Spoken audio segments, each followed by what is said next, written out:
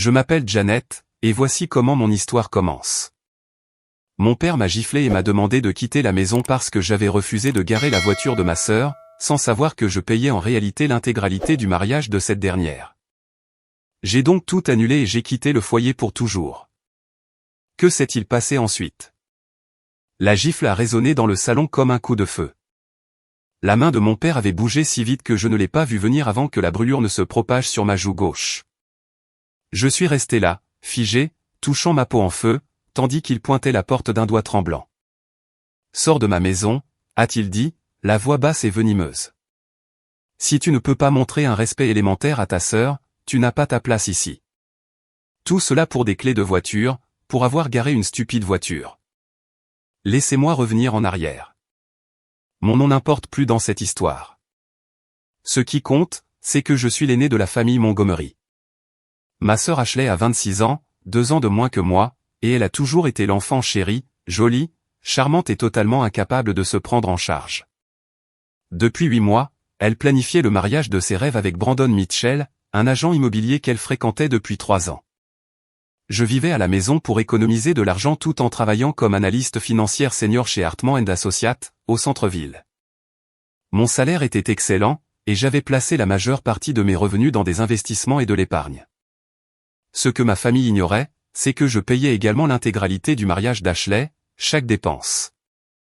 Cela a commencé modestement. Ashley est venue me voir en pleurant un soir, disant que le lieu qu'elle voulait était trop cher. Maman et papa avaient promis de contribuer à hauteur de 15 000 €, mais le domaine Riverside, dont elle était tombée amoureuse, coûtait 32 000 € rien que pour la location. J'ai dit que je couvrirais la différence. Puis est venue la robe, une Vera Wang sur mesure, qui m'a coûté 8 000 €. Le traiteur pour 200 invités, les fleurs, le photographe, le groupe de musique, le dîner de répétition. Je tenais un tableur de chaque dépense. Au moment où la main de mon père a frappé mon visage, j'avais dépensé 147 000 € pour le mariage de ma sœur. Personne ne le savait.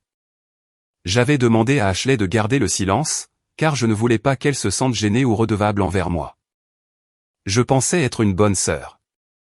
Je pensais qu'après avoir passé des années à la voir tout obtenir pendant que je m'épuisais au travail, ce serait ma façon de montrer mon amour sans ressentiment. L'ironie me donne la nausée aujourd'hui. L'incident du parking a eu lieu un samedi matin, fin septembre. J'avais travaillé jusqu'à 2 heures du matin pour terminer une présentation client, et je m'étais finalement endormi vers 3 heures. À 7h30, Ashley a fait irruption dans ma chambre sans frapper. « J'ai besoin que tu déplaces ta voiture », a-t-elle annoncé. « Les parents de Brandon viennent pour le brunch et ta voiture bloque la meilleure place dans l'allée. » J'ai à peine ouvert les yeux. « Ashley, je suis épuisé. Tu ne peux pas te garer dans la rue? » Dans la rue? Sa voix est devenue aiguë. Je ne vais pas faire marcher les parents de Brandon depuis la rue. Ta voiture est plus récente, elle peut supporter d'être dans la rue. Je dors. Demande-moi dans quelques heures. Elle a claqué ma porte assez fort pour faire trembler le cadre. J'ai ramené l'oreiller sur ma tête et j'ai sombré à nouveau dans l'inconscience. 40 minutes plus tard, mon père m'a arraché l'oreiller. J'ai sursauté pour le trouver debout au-dessus de mon lit, le visage rouge de colère. Ta sœur t'a demandé de déplacer ta voiture. Tu vas descendre immédiatement et le faire. Papa, j'ai travaillé jusqu'à 2 heures du matin. J'ai juste besoin de quelques heures de sommeil, ensuite je la déplacerai. Tu vas la déplacer maintenant. Elle a des invités qui arrivent. Quelque chose en moi a rompu. Peut-être était-ce l'épuisement. Peut-être était-ce 8 mois à regarder Ashley tout exiger sans rien contribuer. Peut-être était-ce le poids de ce tableur sur mon ordinateur, documentant chaque dollar dépensé alors que ma sœur se plaignait de la couleur des serviettes. Non, ai-je dit. Je ne déplace pas ma voiture maintenant. Je dors. Sa mâchoire s'est serrée. Qu'est-ce que tu m'as dit? J'ai répété, non.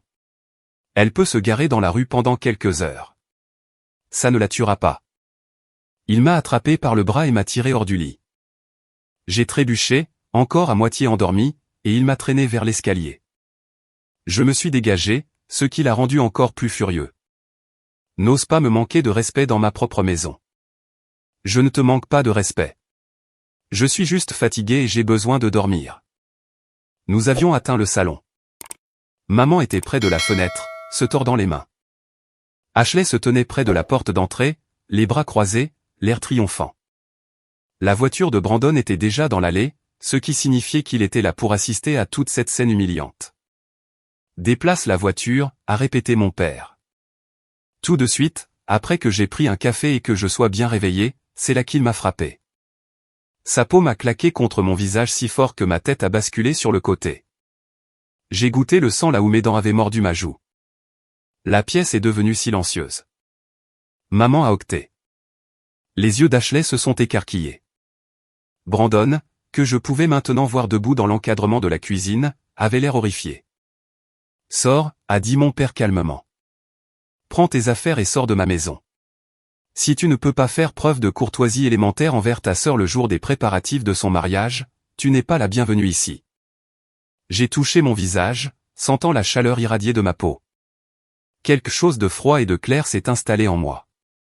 J'ai regardé ma mère, qui refusait de croiser mon regard. J'ai regardé Ashley, qui a eu la décence d'avoir l'air mal à l'aise, mais qui n'a rien dit pour me défendre. « Très bien », ai-je dit. « Je m'en vais. » Je suis monté, j'ai fait un sac avec mon ordinateur, quelques vêtements et mes documents importants. Tout le temps, mes mains sont restées stables. Je me sentais étrangement calme, comme si je m'observais de loin. J'ai pris mon chargeur de téléphone, mes articles de toilette et la photo encadrée de ma grand-mère qui se trouvait sur ma table de chevet. Quand je suis redescendu, mon père était dans son bureau. Maman pleurait sur le canapé. Ashley était dehors, indiquant à Brandon où se garer. Aucun d'eux ne m'a regardé quand j'ai franchi la porte d'entrée. J'ai conduit jusqu'à un hôtel près de mon bureau et j'ai pris une chambre pour une semaine. Une fois dans la chambre, j'ai ouvert mon ordinateur et j'ai affiché le tableur. 147 000 €. J'ai regardé les dates. Le lieu de réception avait une clause d'annulation permettant un remboursement de 80% si l'annulation intervenait plus de 60 jours avant l'événement. Le mariage d'Ashley était dans 73 jours. J'ai d'abord appelé le domaine Riverside. « Bonjour, j'appelle au sujet du mariage Montgomery Mitchell prévu pour le 7 décembre. Je dois annuler la réservation. » Le coordinateur avait l'air inquiet. « Oh non. Tout va bien ? Nous avons une politique d'annulation, mais comme vous êtes en dehors de la fenêtre des 60 jours, vous recevrez un remboursement de 80%. Êtes-vous sûr de vouloir procéder ? Tout à fait sûr. Veuillez traiter l'annulation. Puis-je demander à qui je parle ? J'ai besoin de vérifier l'autorisation. Je suis la personne dont la carte de crédit est enregistrée pour le paiement. Vérifiez vos dossiers. Il y a eu un bruit de frappe, puis une pause. Oui, je vois que vous êtes listé comme payeur principal. Je vais traiter cela immédiatement. Vous devriez voir le remboursement dans 7 à 10 jours ouvrables. J'ai raccroché et je suis passé à la ligne suivante. Le traiteur était déçu mais professionnel. La fleuriste a essayé de m'en dissuader, disant qu'elle avait déjà commandé certaines des fleurs spéciales demandées par Ashley. Je lui ai dit d'annuler quand même. Le photographe, le groupe, le pâtissier, le loueur de chaises et de tables. Un par un, j'ai tout annulé. La robe Vera Wang n'était pas remboursable, mais j'ai appelé la boutique quand même et leur ai dit d'annuler le dernier essayage et toute retouche. Quand la couturière a protesté en disant que la robe avait été faite sur mesure, je lui ai dit de la garder ou de la vendre à quelqu'un d'autre. Je m'en fichais. Quand j'ai fini, il était presque minuit. Le lieu remboursait 80%. Certains autres fournisseurs avaient des politiques similaires, mais la robe, les invitations, les acomptes sur des articles spéciaux, tout cela était définitivement perdu. J'ai calculé que je récupérerais environ 118 000 €, perdant environ 29 000 € en frais d'annulation et acomptes non remboursables. Je n'ai rien ressenti. Aucune satisfaction, aucune culpabilité, aucune colère, juste un vide immense. Mon téléphone vibrait depuis le matin avec des appels de ma mère. J'avais ignoré chacun d'eux. Maintenant, je l'ai éteint complètement et je me suis endormi. La chambre d'hôtel est devenue mon sanctuaire pendant ces premiers jours. Je me réveillais, j'allais travailler, je revenais et je m'asseyais dans le silence. Ma collègue, Jennifer, a remarqué que quelque chose était différent lundi matin. Elle m'a attrapé dans la salle de pause, l'inquiétude inscrite sur son visage. « Ça va ?» a-t-elle demandé doucement. tu as l'air ailleurs. J'ai touché ma joue par instinct. La marque s'était estompée en un bleu jaunâtre terne que j'avais couvert de maquillage, mais apparemment pas assez bien. Des problèmes de famille, ai-je dit, ce qui était à la fois vrai et totalement inadéquat. Jennifer n'a pas insisté, mais elle m'a payé le déjeuner ce jour-là. Nous travaillons ensemble depuis 3 ans, cordialement mais sans être proches. Quelque chose dans sa gentillesse, la façon dont elle s'est simplement assise avec moi sans exiger d'explication, a brisé quelque chose en moi. Je lui ai tout raconté. Elle a écouté sans interrompre. Quand j'ai fini, elle a posé sa fourchette et m'a regardé droit dans les yeux. « Bien », a-t-elle dit fermement. « C'est bien que tu sois parti. C'est bien que tu aies tout annulé. Il fallait du courage pour ça. Ma mère ne pense pas ça. Ta mère a regardé ton père te frapper et n'a rien dit. Son opinion ne vaut pas grand-chose en ce moment. » C'était exactement ce que j'avais besoin d'entendre. Ce soir-là, Jennifer m'a aidé à regarder des appartements en ligne. Elle vivait en ville depuis une décennie et savait quel quartier était sûr, quels immeubles avaient des problèmes, quels propriétaires étaient décents. Son aide pragmatique m'a permis de garder les pieds sur terre alors que tout semblait surréaliste. Le tableur m'a hanté pendant ces premières semaines. J'ouvrais mon ordinateur pour travailler sur autre chose et je me retrouvais à le fixer. Toutes ces lignes, ces dates, ces montants. Le dîner de répétition chez Giovanni que j'avais réservé pour 40 personnes à 90 € par tête. Les invitations personnalisées d'une papeterie de luxe qui coûtait 3000 € pour 200 invités. Le quatuor à cordes pour la cérémonie, le DJ pour la réception, les honoraires du wedding plané que j'avais payé d'avance. J'ai créé un nouveau tableur, celui-ci pour suivre les remboursements au fur et à mesure qu'ils arrivaient. C'est devenu un rituel. Chaque matin, avec mon café, je vérifiais mon compte bancaire et mettais à jour les chiffres. Le remboursement du lieu est arrivé en premier, 25 600 € apparaissant sur mon compte comme un petit miracle. Puis le traiteur, la société de location, le photographe. Voir cet argent revenir ressemblait à une récupération de morceaux de moi-même. Mon père avait appelé l'hôtel 3 fois avant mon départ. La réception ne cessait de lui transférer l'appel et je ne cessais de raccrocher dès que j'entendais sa voix. Au 4e appel, il a commencé par « S'il te plaît, ne raccroche pas ». Et j'ai failli rire de l'absurdité. Cet homme m'avait frappé assez fort pour laisser une marque, et maintenant il voulait que je l'écoute. J'ai besoin d'expliquer, a-t-il dit quand je n'ai pas coupé court immédiatement. Il n'y a rien à expliquer. Tu m'as frappé. C'est tout ce qu'il y a à dire. Ashley était très contrarié. Tu l'as embarrassé devant Brandon et sa famille. L'audace m'a coupé le souffle. Je l'avais embarrassé ? J'étais endormi dans ma propre chambre quand elle avait fait irruption pour faire des exigences. Elle avait besoin de ton aide, et tu as refusé. Après tout ce que nous avons fait pour toi. Tout ce qu'ils avaient fait pour moi. J'ai réfléchi à cette phrase pendant des jours. Que avait-il fait exactement ? M'élever ? Oui, mais c'était l'exigence de base pour être parent. Il m'avait payé mes études, mais j'avais travaillé à 2 emplois et contracté des prêts que je remboursais encore. Il m'avait donné une chambre, mais je payais un loyer depuis l'obtention de mon diplôme. Tout ce qu'ils avaient fait pour moi était assorti de conditions, d'attentes, et de l'exigence constante que je sois reconnaissante. Tu sais ce que tu as fait pour moi, ai-je dit, la voix froide. Tu m'as appris que la famille ne signifie rien s'il n'y a pas d'amour inconditionnel derrière. Merci pour cette leçon. J'ai raccroché et j'ai bloqué son numéro immédiatement. Le lendemain matin, je suis parti à la recherche d'un appartement. Mardi, j'avais signé un bail pour une pièce dans un nouveau projet immobilier de l'autre côté de la ville. Vendredi, j'avais déménagé mes dernières affaires de chez mes parents pendant qu'ils étaient au travail, laissant ma clé sur le comptoir de la cuisine. Ashley m'a appelé 3 semaines après mon départ. J'étais dans mon nouvel appartement, mangeant à emporter et regardant un documentaire sur la fraude financière. Où est l'argent, a-t-elle dit dès que j'ai décroché. Pas de bonjour, pas d'excuses, aucune reconnaissance de ce qui s'était passé. Quel argent ? Le lieu m'a appelé.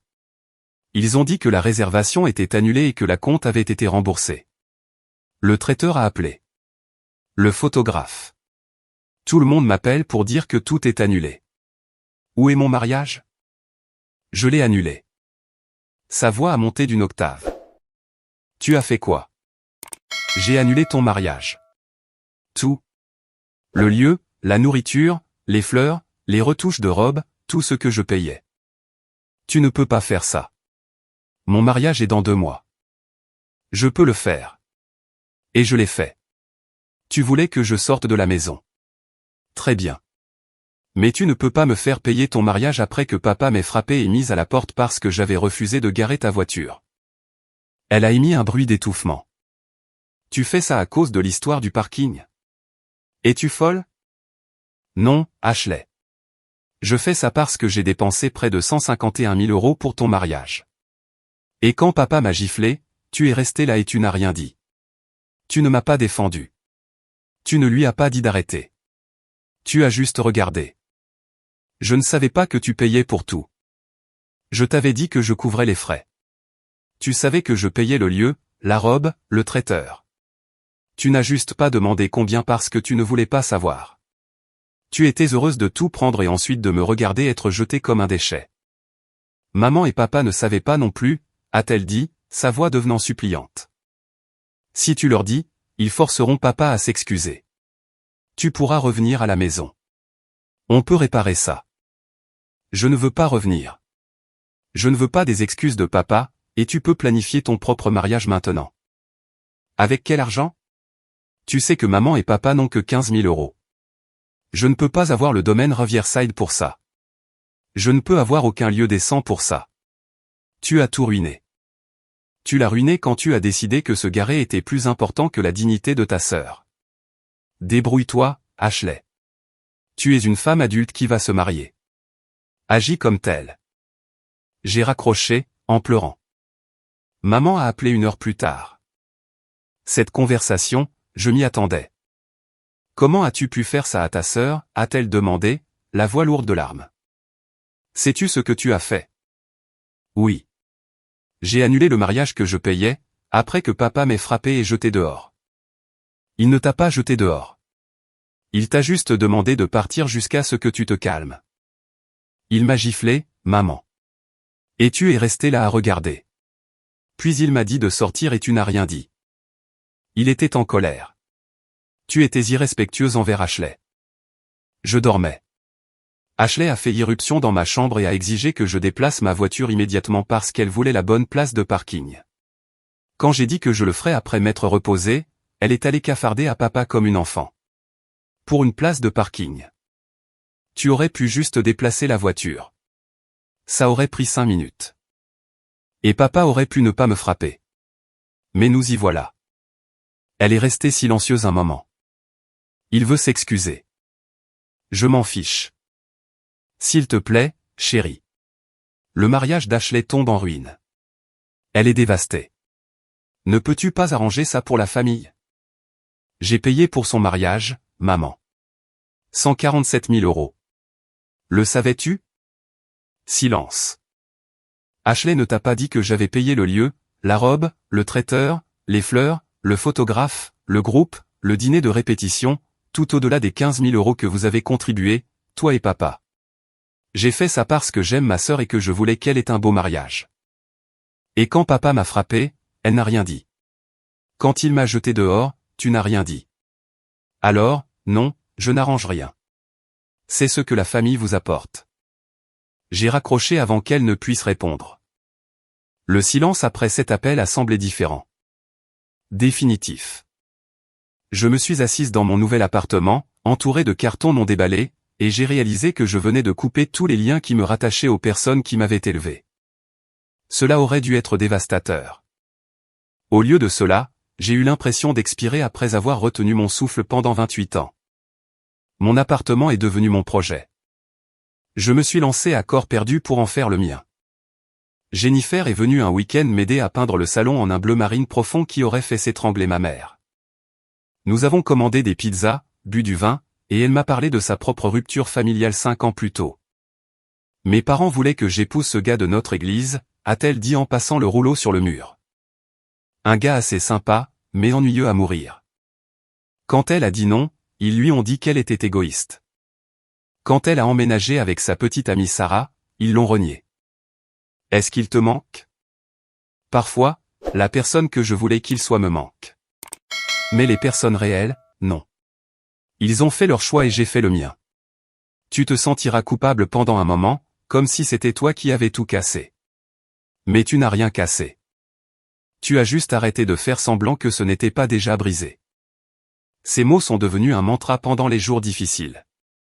Je me réveillais en me sentant coupable à propos du mariage, à propos de la cérémonie civile d'Ashley, à propos de l'argent que j'avais récupéré. Puis je me rappelais la main de mon père sur mon visage et le silence de ma mère, et la culpabilité se transformait en quelque chose de plus sain. Un deuil pour la famille que j'avais voulu, mais que je n'avais jamais eu. Le travail est devenu mon refuge. Je me suis jeté dans un contrat d'acquisition majeur pour l'un de nos plus gros clients, travaillant 12 heures par jour, week-end compris. Mon patron, Richard Marshall, a remarqué mon dévouement et m'a recommandé pour une promotion arrivée en janvier. L'augmentation était suffisante pour couvrir mon apport immobilier. Mais ce sont les petites victoires qui comptaient le plus.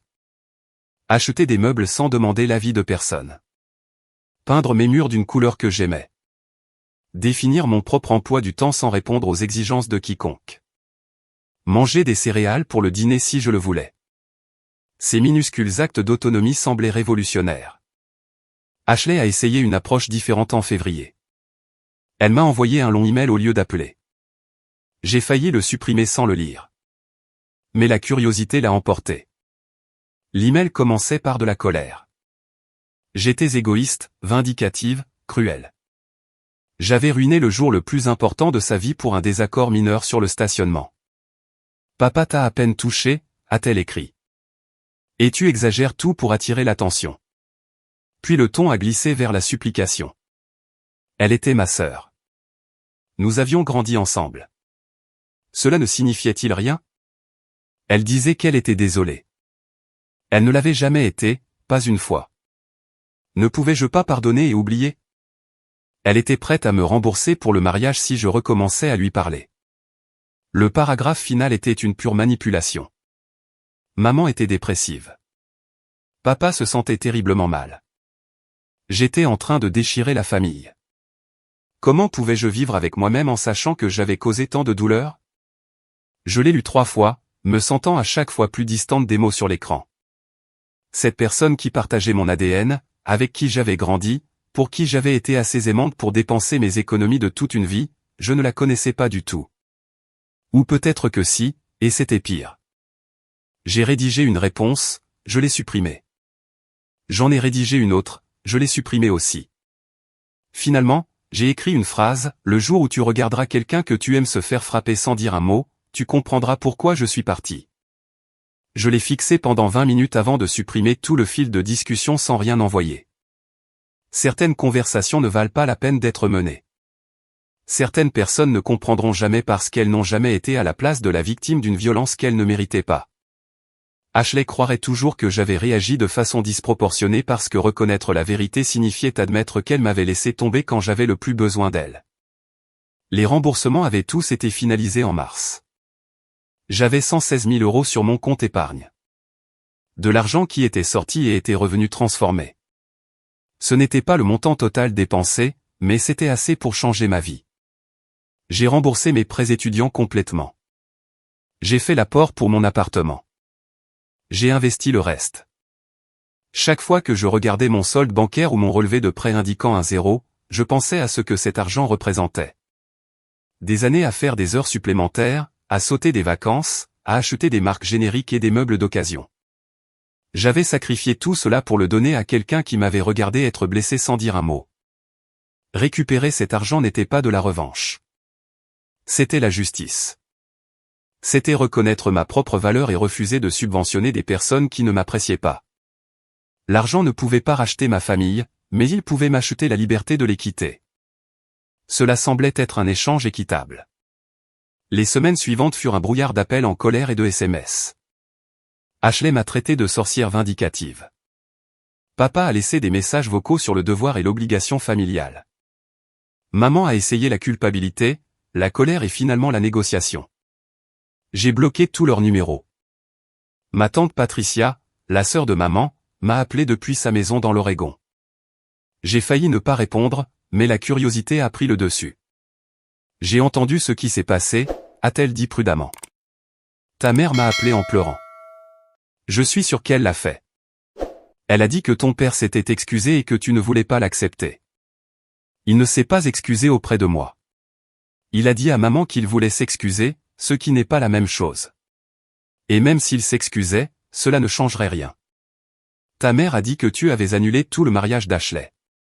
J'ai annulé le mariage que je finançais. Elle est la bienvenue pour en planifier un nouveau avec son propre argent. 150 000 €. Patricia a chuchoté. Ta mère me l'a dit. C'est beaucoup d'argent, chérie. C'était tout ce que j'avais économisé. Je voulais lui donner quelque chose de beau. Je voulais être une bonne sœur. Tu es une bonne sœur. Tu as toujours été la responsable, celle qui s'occupait des choses. Mais parfois, être bonne signifie poser des limites. J'ai senti des larmes piquer mes yeux pour la première fois depuis la gifle. Je ne peux pas y retourner, tante Patricia. Je ne peux pas faire semblant que tout va bien. Je ne te demande pas de le faire. J'appelle parce que je veux que tu saches que ce que ton père a fait était mal. Te frapper était mal. Et ta mère aurait dû te défendre. Je le lui ai dit, pour ce que ça vaut. Qu'a-t-elle dit? Elle a dit que je ne comprenais pas que tu avais été difficile. Alors, je lui ai dit qu'aucune difficulté ne justifie la violence. Nous nous sommes disputés. Je ne pense pas qu'elle veuille me parler pour l'instant non plus. J'ai ri, un son humide. Désolé de t'avoir mis dans les ennuis. Ne le sois pas. Certaines choses valent la peine de se battre. Tu vaux la peine qu'on se batte pour toi. Nous avons parlé pendant une autre heure. Elle m'a raconté des histoires sur maman quand elles étaient jeunes, sur la façon dont ma grand-mère avait toujours favorisé maman et avait été dure avec Patricia. Elle m'a dit qu'elle comprenait comment la dynamique familiale pouvait transformer l'amour en obligation. Tu as fait la bonne chose, a-t-elle dit avant de raccrocher. Ne les laisse pas te faire en douter. Le mariage d'Ashley était censé avoir lieu le 7 décembre. Au lieu de cela, elle s'est mariée au tribunal avec seulement Brandon, ses parents et nos parents présents. Maman m'a envoyé une photo d'Ashley dans une robe blanche simple de grand magasin, l'air pâle et crispé. Pas de message, juste la photo. Je l'ai supprimée sans répondre. Janvier est arrivé. J'ai eu une promotion au travail avec une augmentation substantielle. J'ai meublé mon appartement exactement comme je le voulais, sans l'avis de personne d'autre que moi-même. J'ai commencé une thérapie pour travailler sur cet enchevêtrement compliqué de colère et de deuil que je ressentais envers ma famille. Ma thérapeute, le docteur Caroline Fields, m'a demandé si je me sentais coupable d'avoir annulé le mariage. Parfois, ai-je admis. Ashley ne m'a pas frappé. Elle ne m'a pas mise à la porte. Elle est juste restée là. Et que signifie de rester là-haut pour toi? Ça signifie qu'elle les a choisis plutôt que moi. Elle a choisi sa place de parking plutôt que ma sécurité. Elle a vu ce que papa a fait et a décidé que ça ne valait pas la peine d'élever la voix. Penses-tu avoir utilisé l'annulation du mariage comme punition? J'ai réfléchi à cela. Peut-être. Mais c'était aussi une question d'autopréservation. Comment pourrais-je continuer à payer pour le mariage de ses rêves après ça? Chaque fois que je regardais le tableur, je pensais à la main de mon père sur mon visage et au silence de ma mère. Je ne pouvais pas. C'est valable, a dit le docteur Fields. Couper le soutien financier pour vous protéger n'est pas la même chose que de la vengeance. Même s'il y a de la colère mêlée à cela, vous êtes autorisé à arrêter de donner de l'argent aux gens, surtout aux gens qui vous font du mal. En mars, j'ai croisé Brandon dans un café près de mon bureau. Il faisait la queue devant moi, et quand il s'est tourné avec sa boisson, nous avons croisé les regards. Il avait l'air mal à l'aise. « Hey » a-t-il dit maladroitement. « Comment vas-tu ? » ?»« Bien. »« Tu es marié maintenant. » Évidemment, il a levé sa main gauche avec une alliance. « Félicitations. » Nous sommes restés là dans cet espace horrible où deux personnes qui devraient se dire au revoir continuent à parler. « Écoute, » a dit Brandon, baissant enfin la voix. « Je veux juste que tu saches que ce qui s'est passé était dégueulasse. Ton père n'aurait jamais dû te frapper. Je l'ai dit à Ashley. Tu l'as dit à mon père? Il a eu la décence d'avoir l'air honteux. Non, je ne pensais pas que c'était mon rôle. Mais c'était ton rôle de le dire à Ashley après. C'est juste. J'ai été un lâche. Je suis désolé. Je me suis un peu adouci. Comment va-t-elle? Ashley est blessée, en colère, confuse. Elle ne comprenait pas pourquoi tu avais fait ce que tu avais fait jusqu'à ce que ta tante Patricia l'appelle et lui explique combien d'argent tu avais dépensé. Ashley pensait que tes parents payaient pour la plupart. Je lui ai dit que je couvrais les frais. Elle pensait que tu voulais dire quelques milliers. Elle n'a pas réalisé que c'était tout. Tes parents ne lui ont jamais dit les vrais chiffres. J'ai absorbé cela. Sait-elle ce que papa a fait? Elle sait qu'il t'a frappé. Elle a dit que tu exagérais à quel point c'était grave. Brandon avait l'air peiné. J'étais là. Tu n'exagérais pas. Ton visage a gonflé d'un côté. Je l'ai vu. Merci d'avoir dit ça. Pour ce que ça vaut, je pense que tu as fait la bonne chose. En partant. Je veux dire, cette dynamique familiale est toxique. Ashley commence à le voir maintenant que nous vivons seuls. Qu'est-ce que tu veux dire? Brandon a regardé autour du café, baissant encore plus la voix. Ta mère l'appelle tous les jours, parfois 2 fois, toujours avec une crise ou un sentiment de culpabilité. Ton père se présente à l'improviste à notre appartement en s'attendant à dîner. Il la traite comme si elle vivait toujours sous leur toit, comme si elle leur devait un accès constant à sa vie. Ça me dit quelque chose. Ashley a résisté ces derniers temps. Des petites choses comme ne pas répondre immédiatement à chaque appel ou dire à ton père qu'il doit envoyer un SMS avant de venir. Ils ne le prennent pas bien. Ta mère a pleuré pendant 1 heure la semaine dernière parce qu'Ashley a dit qu'elle était trop fatiguée pour un dîner dominical. J'ai ressenti un pincement inattendu de quelque chose. Pas tout à fait de la sympathie, mais peut-être de la reconnaissance.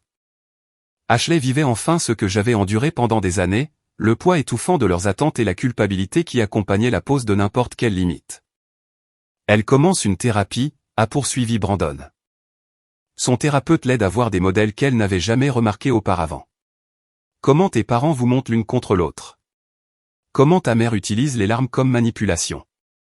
Comment la colère de ton père contrôle le comportement de toute la famille? Bien pour elle, ai-je dit. Et je le pensais sincèrement.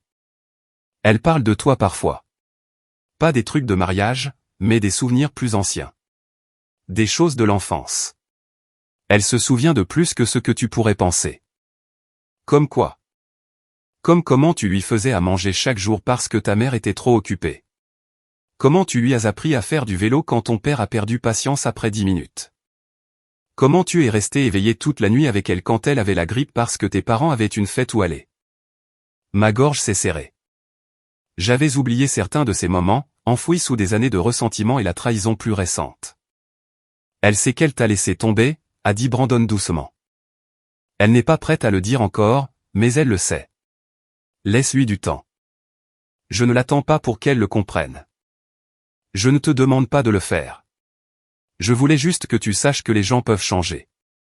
Lentement, douloureusement, mais ils peuvent. Dis-lui que j'espère qu'elle est heureuse. Je le pense vraiment. Il a hoché la tête et est parti. J'ai pris mon café et je suis retourné travailler, mais ces mots sont restés avec moi. Ashley pensait que j'exagérais. Bien sûr qu'elle le pensait. C'est ce que notre famille faisait. Minimiser, excuser, passer à autre chose. Rien n'était jamais aussi grave qu'il n'y paraissait. Aucun sentiment n'était jamais assez valable. En juin, près de 9 mois après mon départ, mon père s'est présenté à mon immeuble. Le portier a appelé pour demander si je voulais autoriser un certain Lawrence Montgomery à monter. Mon estomac s'est noué. Non, ai-je dit. S'il vous plaît, dites-lui que je ne suis pas disponible. 10 minutes plus tard, mon interphone a sonné quand même. J'ai regardé par le Judas et j'ai vu mon père debout dans le couloir. Il devait avoir suivi quelqu'un à travers la porte. Je l'ai ouvert avec la chaîne toujours enclenchée. Tu dois partir. J'ai besoin de te parler. Il avait l'air plus vieux que dans mes souvenirs. Plus gris, fatigué. Je ne veux pas te parler. S'il te plaît, par où j'appelle la sécurité. 5 minutes, s'il te plaît. J'ai conduit 3 heures pour arriver ici. Quelque chose dans sa voix m'a fait hésiter. Contre mon meilleur jugement, j'ai fermé la porte, décroché la chaîne, et je l'ai rouverte. Je ne l'ai pas invité à entrer. Nous sommes restés sur le seuil. Je suis désolé, a-t-il dit. J'essaie de t'appeler depuis des mois. Ta mère dit que tu as bloqué nos numéros. C'est le cas. Je n'aurais pas dû te frapper. Il n'y a aucune excuse pour ça. J'étais en colère et j'ai perdu le contrôle, mais ce n'est pas de ta faute. C'était mal. J'ai attendu. Il semblait attendre l'absolution, mais je n'en avais aucune à donner. C'est tout ce que je voulais dire, a-t-il continué quand je suis restée silencieuse. Je suis désolé. Je veux que tu rentres à la maison. Ta mère te manque. Ashley te manque. Ashley n'a jamais appelé pour s'excuser une seule fois. Maman non plus. Seulement toi, et seulement après 9 mois. Elles sont trop fières. Et moi, je suis trop fatiguée. Je ne veux plus faire ça, papa. Je ne veux plus être la responsable qui répare tout et ne reçoit rien en retour. Je ne veux plus être celle qui paie pour les mariages, gare les voitures et se tait quand elle est blessée. J'ai fini. Son visage s'est effondré. Pendant un moment, il a eu l'air perdu. Je ne sais pas comment réparer ça. Tu ne peux pas. C'est ce que tu ne comprends pas. Certaines choses ne peuvent pas être réparées. Tu m'as frappé. Maman a regardé. Ashley n'a rien dit. Vous avez tous décidé que c'était acceptable.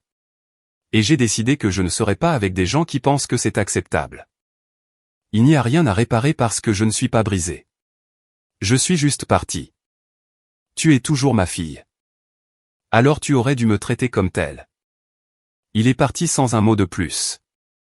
J'ai fermé la porte et je me suis laissé glisser pour m'asseoir sur le sol, le dos contre le bois. Je n'ai pas pleuré. Je suis juste restée assise là, sentant la finalité de tout cela s'installer sur moi comme une couverture lourde. Le docteur Fields a dit plus tard que j'avais fait la chose la plus difficile qu'une personne puisse faire, choisir soi-même plutôt que les attentes familiales.